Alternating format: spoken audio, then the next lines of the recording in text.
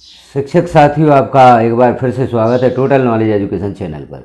इस चैनल पर आपको शिक्षा विभाग से संबंधित विभिन्न जानकारियाँ उपलब्ध कराई जाती हैं।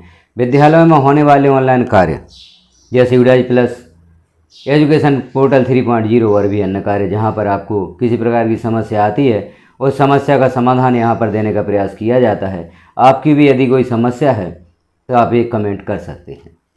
यहाँ हम लेकर आए हैं एक नई खबर, नया आदेश जो आप देख रहे हैं। दिनांक 13/10/2025 को जारी हुआ है और कार्यालय जिला शिक्षा अधिकारी द्वारा यह जारी किया गया है। किस संबंध में आदेश है, नीचे हम देखते हैं और किसे आदेश जारी किया गया है। प्रति समझ सहायक संचालक विकासखंड शिक्षा अधिकारी, समझ संकुल प्राचार्य शासकीय हाई स्कूल या उच्चतर माध्यमिक विद्यालय के प्राचार्यों के लिए भी यह जारी किया गया है। तो इसका विषय है नवीन तकनीक आधारित हमारे शिक्षक ई-गवर्नेंस प्लेटफॉर्म के उपयोग के संबंध में। अभी वर्तमान में हम देख रहे हैं जो हमारे शिक्षक ऐप है उस पर ऑनलाइन अटेंडेंस के निर्देश बार बार जारी किए जा रहे हैं। उसी संबंध में यह आदेश भी जारी किया गया है। अब इस आदेश में क्या कहा गया है, इस आदेश में हम देखें तो एक जो निर्देश दिया गया है वह बड़ा ही सख्त निर्देश है। और क्यों यह निर्देश दिया गया है, शिक्षकों के वेतन से संबंधित यह निर्देश अभी हम पूर्व में देख चुके हैं। अतिथि शिक्षकों का जो वेतन जारी हो रहा है वह हमारे शिक्षक ऐप पर लगाई गई उपस्थिति के आधार पर ही जनरेट हो रहा है। क्या आगे लोक सेवकों का वेतन भी हमारे शिक्षक ऐप पर लगाई गई अटेंडेंस के आधार पर जनरेट होगा? इससे संबंधित यह आदेश है। तो आदेश को हम देखते हैं। उपरोक्त विषय एवं संदर्भानुसार स्कूल शिक्षा विभाग अंतर्गत समस्त लोक सेवकों के द्वारा नियमित रूप से हमारे शिक्षक प्लेटफॉर्म पर उपस्थिति एवं अवकाश की जानकारी प्रविष्ट करने के निर्देश जारी किए गए हैं। इसके अतिरिक्त समस्त शाला प्रभारियों द्वारा अनिवार्यतः नियमित रूप से हमारे शिक्षक ऐप के माध्यम से उपस्थिति दर्ज करने के निर्देश जारी किए गए हैं। इस संबंध में जिला स्तर से कई बार पत्र एवं शासकीय व्हाट्सएप ग्रुप के माध्यम से निर्देशित किया गया है, परंतु इसके बाद भी कई लोक सेवकों एवं संस्था प्रधान द्वारा हमारे शिक्षक ऐप के माध्यम से उपस्थिति दर्ज नहीं की जा रही है, जो कि वरिष्ठ कार्यालय द्वारा जारी निर्देशों की स्पष्ट अवहेलना है। तो इसमें बताया गया है कि पूर्व में जो आदेश जारी किए गए हैं कि सभी लोक सेवकों द्वारा और शाला प्रभारियों द्वारा, विद्यालय प्रभारियों द्वारा हमारे शिक्षक ऐप पर उपस्थिति लगाना अनिवार्य है, लेकिन अभी भी कई शिक्षकों द्वारा, कई शाला प्रभारियों द्वारा हमारे शिक्षक ऐप के माध्यम से उपस्थिति दर्ज नहीं की जा रही है। आदेश में स्पष्ट कहा गया है कि यह वरिष्ठ कार्यालय द्वारा जारी निर्देशों की स्पष्ट अवहेलना है। अब आगे क्या कार्रवाई की जाएगी, किसके आदेश पर कार्रवाई की जाएगी, उसे भी हम आदेश में देखते हैं।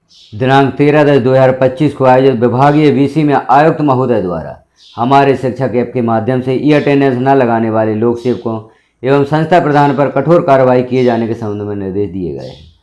तो जो 13/10/2025 को VC हुई है उसमें आयुक्त महोदय द्वारा जो शिक्षक ऐप के माध्यम से अपनी ई-अटेंडेंस नहीं लगा रहे हैं उन पर कठोर कार्रवाई करने हेतु निर्देशित किया गया है। तो आज दिनांक को कलेक्टर महोदय द्वारा TL में लोक सेवकों के वेतन को ई-अटेंडेंस के माध्यम से लिंक करने के संबंध में निर्देश दिए गए हैं। जिस प्रकार से अतिथि शिक्षकों का वेतन ई-अटेंडेंस के माध्यम से जारी किया जा रहा है, उसी प्रकार से अब कलेक्टर महोदय द्वारा निर्देशित किया गया है कि लोक सेवकों का वेतन भी अटेंडेंस के माध्यम से ही आहरित किया जाए। इसे ई-अटेंडेंस के माध्यम से लिंक करने के निर्देश दिए गए हैं। अतः समस्त संस्था प्रधान एवं लोक सेवकों को अनिवार्यता नियमित रूप से हमारे शिक्षक ऐप के माध्यम से उपस्थिति एवं अवकाश की प्रविष्टि करने हेतु निर्देशित किया जाकर लोक सेवकों के वेतन का आहरण हमारे शिक्षक ऐप पर ई-अटेंडेंस के आधार पर किया जाना सुनिश्चित करें। इस आदेश से स्पष्ट होता है कि अब लोक सेवकों का वेतन भी ई-अटेंडेंस ऐप जो हमारे शिक्षक है इसके माध्यम से जोड़ा जा सकता है, क्योंकि कलेक्टर महोदय द्वारा यहाँ पर निर्देशित किया गया है कि लोक सेवकों के वेतन को ई-अटेंडेंस के माध्यम से लिंक किया जाए। इसके संबंध में निर्देश दिए गए हैं और जिला शिक्षा अधिकारी महोदय द्वारा भी यह निर्देश दिया गया है कि लोक सेवकों का वेतन अब ई-अटेंडेंस ऐप के माध्यम से लिंक किया जाए। तो हम देखते हैं आगे क्या ई-अटेंडेंस के माध्यम से लोक सेवकों का वेतन लिंक होता है या नहीं होता है, क्योंकि अब निर्देश दिए गए हैं, इस जिले द्वारा निर्देश दिए गए हैं। अन्य जिलों में इस प्रकार के निर्देश दिए जाते हैं या नहीं दिए जाते हैं, क्या होगा ई-अटेंडेंस का, क्या सभी शिक्षकों को ई अटेंडेंस लगाना अनिवार्य होगा, शाला प्रभारियों को ई अटेंडेंस लगाना अनिवार्य होगा।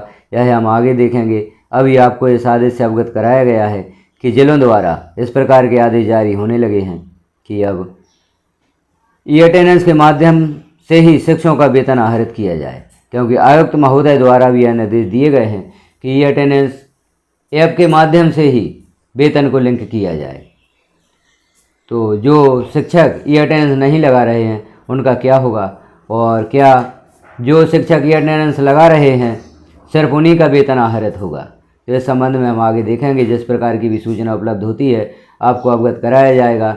अभी हमें देखना है कि इस जिले द्वारा यह आदेश जारी किया गया है, अब अन्य जिलों द्वारा यह आदेश जारी किया जाता है या नहीं किया जाता, ई अटेंडेंस पर आगे और क्या कार्रवाई होती है, क्या शिक्षक पर कार्रवाई होगी। क्योंकि अभी वर्तमान में खबरें भी चल रही हैं कि कोर्ट में याचिका भी दायर की गई है ई अटेंडेंस बंद करने के संबंध में, तो उसका भी हमें इंतज़ार करना होगा कोर्ट से क्या फ़ैसला होता है।